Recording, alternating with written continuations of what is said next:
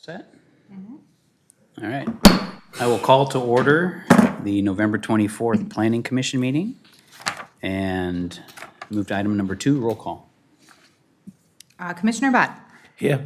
Commissioner Britton. Here. Commissioner Fisher here.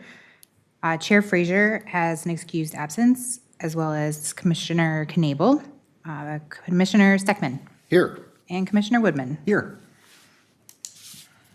All right, next we'll move on to item 3, approval of the agenda. I'm looking for a motion to amend the agenda to move item C to item A. So moved. So we have a motion to move. Do we have a second? I'll second. And all those in favor signify by saying aye. Aye. The agenda is amended. Next, we have open forum. Open forum is the portion of our meeting where if someone would like to speak on something that is not on tonight's agenda, then they can approach the podium and we can discuss that topic. Is there anyone in the audience that would like to speak on a topic not on tonight's agenda? Seeing none, I'll close the open forum and proceed to number 5, Chair's explanation of the hearing process. The Planning Commission is a volunteer advisory group to the City Council. One of the Commission's functions is to hold public hearings and make recommendations on land use and zoning matters. The purpose of these public hearings is to provide an opportunity for each applicant and citizens to present information, ask questions, and express opinions. Since these proceedings are televised and recorded for the public record, anyone wishing to speak must step up to the podium and give their name and address before addressing the Commission. Staff reports are prepared and provided to the applicant and the Planning Commission in advance of the meeting. The first step in the hearing will be for staff to present a summary of the report. The applicant will then have the opportunity to briefly explain the proposal and provide additional information or comments. Anyone wanting to speak in favor or against the proposal will then be heard. Upon completion of the testimony, the hearing will be closed to the public comment. The Planning Commission will then discuss and act on the matter. 2 complete agenda packets are available for viewing on the back table. Please do not remove those items. The City Council will act on these items at their meeting on Wednesday, December 3rd, 2025, which starts at 7 p.m. All right, moving on to public applications. Our amended agenda has the Yellow Tree Apartment case PUD 2025-030 and SP 2025-030. And we are looking for a motion to continue the Yellow Tree Apartments case until December. Do I have a motion? I will make a motion to continue that case to the December 15th meeting. Do we have a motion? Do we have a second? Second. We have a motion and a second. All those in favor signify by saying aye. Aye. And all those opposed say nay. Motion passes, and the Yellow Tree Apartment case has been continued to the December meeting. Next, we will move on to item, used to be A, 96th Street Low-Potency Cannabis Warehouse Case CUP 2025-029. And Planner Samantha will be presenting. Thank you, Mr. Chair. I'm members of the commission. Banks Distro LLC has applied for a conditional use permit to operate a lower potency hemp edible warehouse and wholesale operation at 7769 95th Street South. This would be a leased space in a multi-tenant warehouse structure. They would begin by leasing 1,520 square feet of space for product storage and a small office. And then as space opens up in the warehouse, they would also move product storage to a 2,010 square foot warehouse space for some future product storage. The existing building is currently occupied by a Mexican food distributor and Innovative Chemical Corporation, and both of those businesses would stay in the building with Banks Distro. The property and the business must comply with City Code Title 11-418. The business will be over 1,000 feet from other cannabis or low potency uses and over 1,000 feet from schools and residential districts, over 500 feet from daycares and residential treatment facilities and park attractions. Just to note, the image or the map on your screen is showing the exact distances, so it's not showing those 1,000-foot setbacks, it's showing that exact distance from the proposed storefront. The proposal does exceed all of those standards. The applicant must also obtain a city registration and approval from the city council before conducting operations on the site. The Office of Cannabis Management oversees Statute 342, which was passed by the legislature in 2023. Lower potency hemp edible warehouses must have a physical location in the state of Minnesota. The applicant used to operate out of this exact space and do the same low potency hemp edible warehousing before moving to Wisconsin. However, with the new rules and regulations, they are moving back to this same facility to have a physical presence in Minnesota as required by the state. OCM has also recommended that the applicant obtain a manufacturing license that will allow them to warehouse and wholesale product. At this time, the conditional use permit for your consideration tonight does not contain a manufacturing component. It is added as a condition that if manufacturing is desired on the site, that they would come back and obtain a new CUP and a new city registration. With that, the recommendation is on the screen for your consideration, and I will stand for questions. The applicant is also available tonight. Thank you. Questions for staff? Seeing none. Questions for the applicant? Seeing none. Would the applicant like to add anything to the presentation? Sure, I will. Okay, please approach the podium and state your name and address for the public record. My name is Michael Weiss. My address is 10300 City Walk Drive, Woodbury, Minnesota 55129. Yes, we basically are moving back into Minnesota.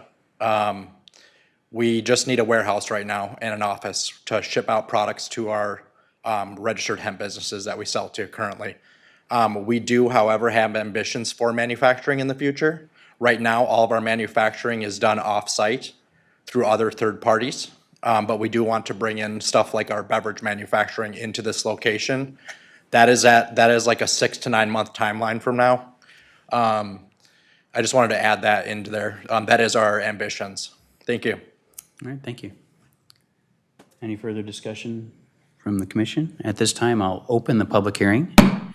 Is there anyone in the audience that would like to speak for or against this application? Seeing none, I will close the public hearing. And further discussion from from the commission. All right, seeing none, I'll look for a motion. I move to recommend approval of the CUP subject to the conditions stipulated in the staff report. We have a motion to approve. Do we have a second? Second. We have a motion to approve and a second. All those in favor signify by saying aye. Aye. All those opposed signify by saying nay. Motion passes 5-0. And that will be on the December 3rd agenda for the City Council. Next, we will move on to item 6B, which is the MoonSoon Low-Potency Cannabis Case CUP 2025-028, and Planner Becker will be presenting.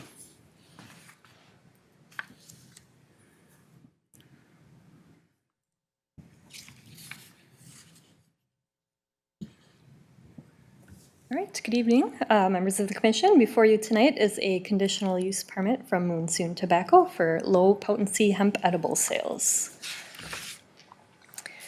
The applicant currently operates a tobacco store, MoonSoon Tobacco, in one of the retail spaces in a multi-tenant building on the corner of 80th Street and Hemingway Avenue. The property is zoned mixed use, and lower potency hemp edibles are a conditional use in the mixed use district.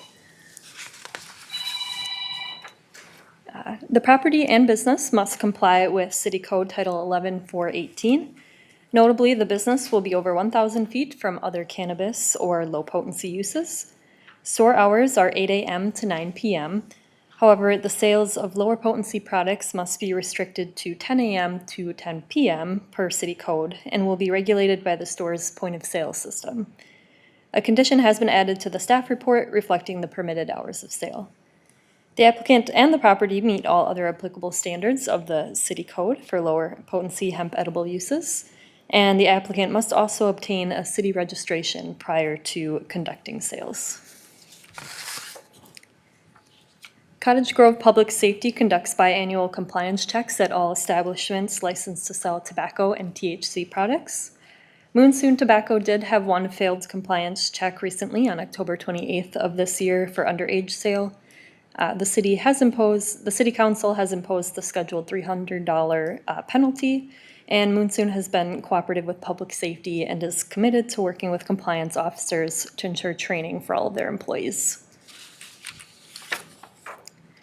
The Office of Cannabis Management has been overseeing the enactment of Statute 342, approved by the legislature in 2023. Businesses must obtain conditional use permit approval, as well as state licensure and registration with the city to sell lower potency hemp edibles. The business can conduct sales once they obtain a CUP, state licensure, and city registration, and pass an OCM inspection. So with that, the recommendation is listed on the screen before you, and the applicant is present tonight as well for any questions. Thank you. All right, thank you. Any questions for staff? Okay, I have one question. So I see the 1,000-foot radius from other uses. What about schools and churches? Is there a limitation on how close that it can be to schools and churches? There is not for the lower potency Okay. uses, only adult cannabis uses. Okay, thank you. Any questions for the applicant? Would the applicant like to say anything? Okay, seeing none, unless there's questions for the applicant. Seeing none, at this time I will open the public hearing. Is there anyone in the audience that would like to speak for or against this application? Please approach the podium. Seeing none, I will close the public hearing. Further discussion from staff. I have a question for the applicant as far as the compliance check that happened. I'm just wondering, she said that you were going to be doing more training or something with the staff. I guess my biggest concern with all of these applications coming through now is just, the compliance and making sure that they're being sold appropriately. So I'm just wondering what training steps you're taking to make sure. If you That could state you're- your name and address for the public record, please. Hi, my name is Ramadan Hussein. I'm the owner of MoonSoon Tobacco. Yes, unfortunately, this was the first violation in 36 months. And I have the store manager here, and we have training every week and text message reminders every day to the staff. And we had this new employee, she was in the job for about 4 weeks. When she did actually check the ID, and her excuse was that she read the 2009 as a 2004, and we do actually have an age identification scanner, and she haven't used it, unfortunately, because if she did scan the ID, it would win all red in front of her in cash register. So she was terminated the same day because she didn't follow the rules, and hopefully it's never going to happen again. Okay, thank you. Further questions for the applicant? All right, thank you, sir. I already opened the public hearing, right? Yep. Did I close the public hearing? You did. Yeah, okay. So that was further discussion. Any other discussion with the commission? All right, seeing none, I'll look for a motion. I'll motion to approve, subject to the conditions stipulated in the report. We have motion to approve. Do we have a second? I'll second. We have motion to approve and a second. All favor signify by saying aye. Aye. All opposed signify by saying nay. Seeing none, that motion passes 5-0 and will be on the December 3rd agenda for the city council. All right, next we will move on to item number 7, October 27th, 2025 Planning Commission meeting minutes approval. Do we have a motion to approve, or do we have any changes? Make a motion to approve. We have a motion to approve. Do we have a second? A second. We have a motion to approve and a second. All those in favor signify by saying aye. Aye. All those opposed say nay. Motion carries 5-0. Next, we'll move on to item number 8, recap of November 5th and 19th, 2025 council meeting minutes, and Community Director Schmidt. Good evening. Mr. Chair, Commissioners, happy November. Here we are, nearing the end of the year. So November 5th, council meeting, just a couple items that I wanted to note. We did have council approve our comment letter to Washington County Strategic Plan. I think it's important to note that our collaboration and coordination with the county and their CIP is very similar, obviously, to our CIP when we think about our long-term 5-year plan and those capital investments that we're planning for and making in the future. Obviously, Washington County impacts greatly Cottage Grove, so we continue to collaborate and coordinate in that effort in their CIP planning process. Second item at that November meeting was the final determination on the Amrise Backwaters EIS project that has been ongoing for quite some time. So that was the final determination, identifying a complete project or process, but it's so important to note that that work is a guide as the potential applicant were to continue forward in a permitting process through all of the agencies that will require permitting for this project to continue. Again, that did not approve the project to continue to move forward, but certainly a guide from an environmental impact perspective. And then finally, I just wanted to note, Gray Cloud Elementary did receive their approvals from the council on that date as well for those additions at the elementary school, if you recall. So that work will likely start in 2026. And then quickly, the November 19th meeting, there was one item that I just wanted to recognize, real estate equities. You hadn't heard that project in quite some time. It is an apartment project at 100th and Hadley Avenue. We called it, the Civic 40 if you've been around a little while. But that apartment project, so 164 unit affordable project, had received all of its approvals through Planning Commission, City Council, that site plan review for the application.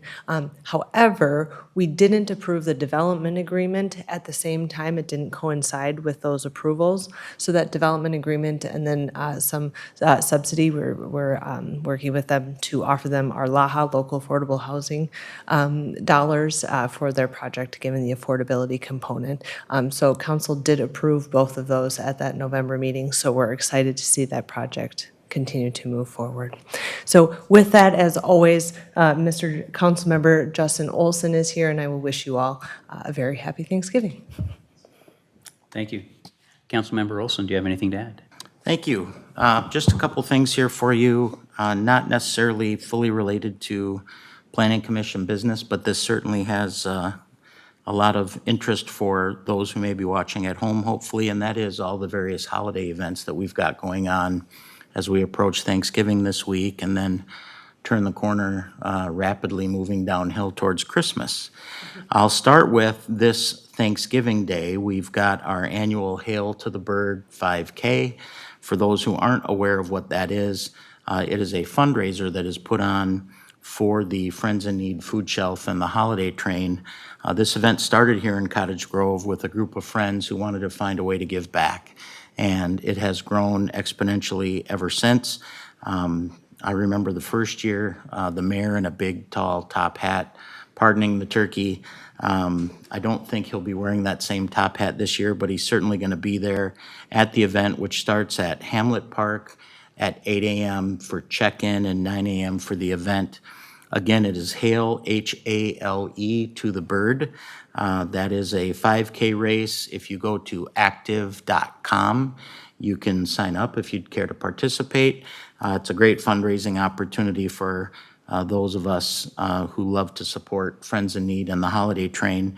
And speaking of the Holiday Train, it will be making its appearance this year in Cottage Grove on December the 13th. That is a Saturday. We don't always get it on a Saturday, so it's kind of nice that we're going to have it on a Saturday. The train will arrive at 5:15 p.m. approximately.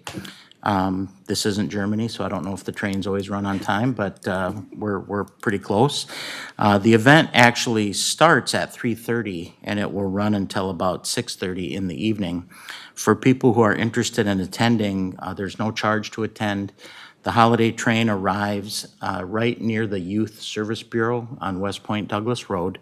And there'll be music, there'll be hot chocolate, there'll be cookies, all kinds of different things. Again, this is a fundraiser for the Friends in Need food shelf. So if you'd like to bring either non-perishable items you'd like to donate to Friends in Need, or straight up cash, which they absolutely love.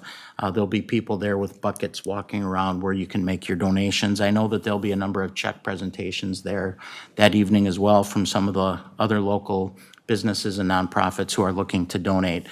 The Holiday Train is the largest fundraiser that Friends in Need has, and Cottage Grove is the most lucrative stop in the United States for the Holiday Train. This year, the goal for Cottage Grove and the surrounding community is to raise $125,000 for Friends in Need, which would be about 30% of their annual budget. So hopefully we can not just hit that number, but smash it. We typically do pretty well.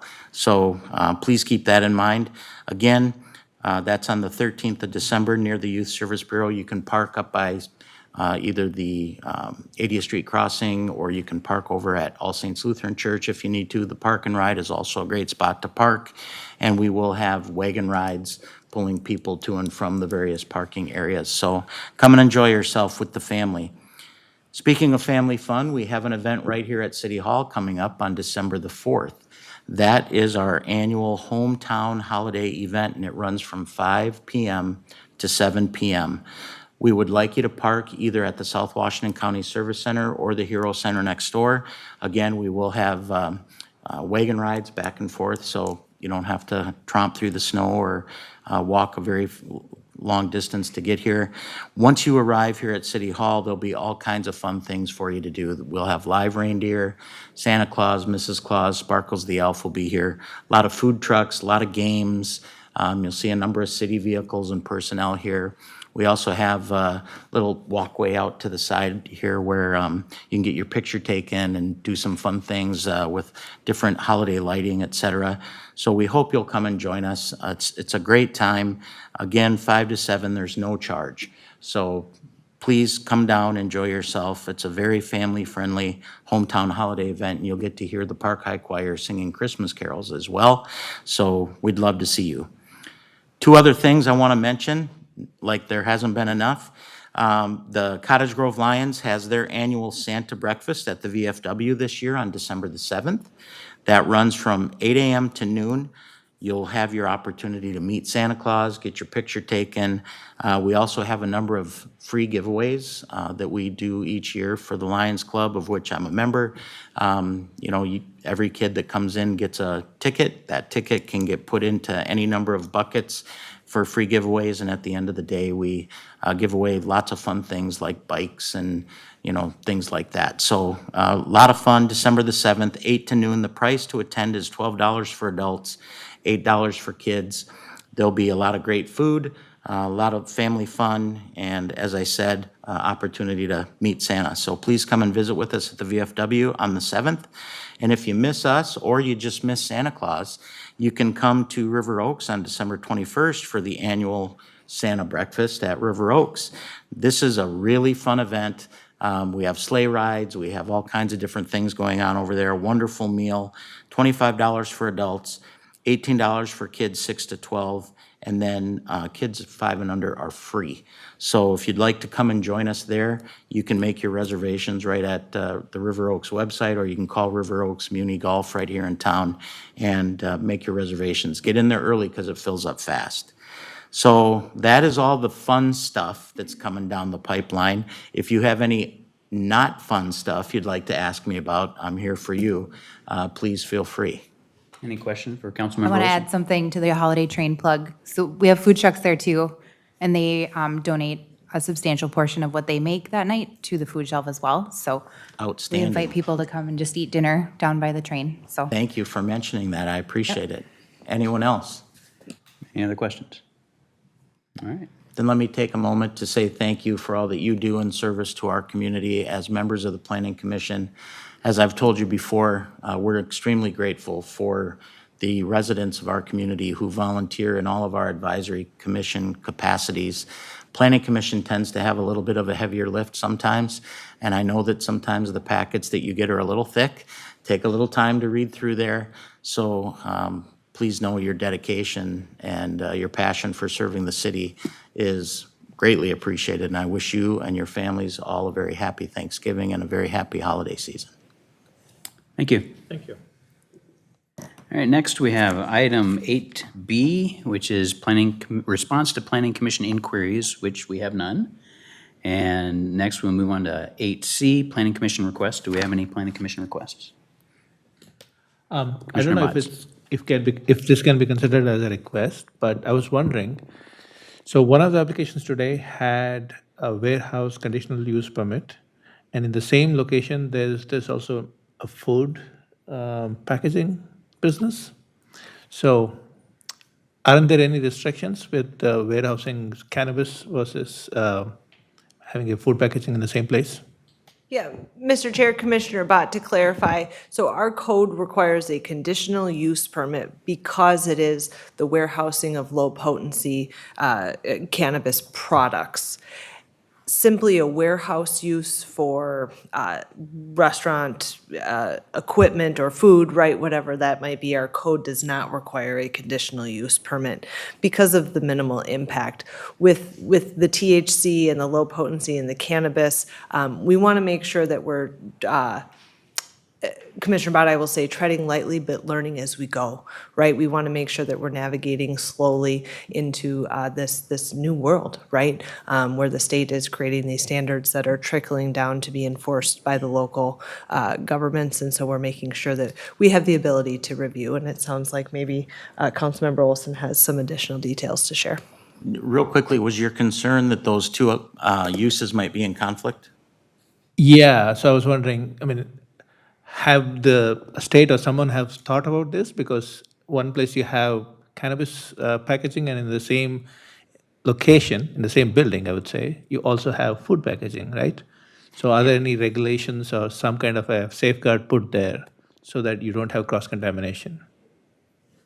Mr. Chair, Commissioner Bott, I'll clarify. It's only storage of the material, the items. There's no manufacturing happening in either of those locations within the building. Okay, thank you. Commissioner Fisher? Oh, I was just going to say what Emily was saying. I think that they're already packaged. I think it's a distribution versus a assembly then distribution, so. All right, any other questions? All right, sounds good. Then we'll move on to item number 9. Do we have a motion to adjourn? So moved. And a second? That's good. We have a motion to approve and to adjourn and a second. All those in favor signify by saying aye. Aye. All those opposed say nay. We are adjourned.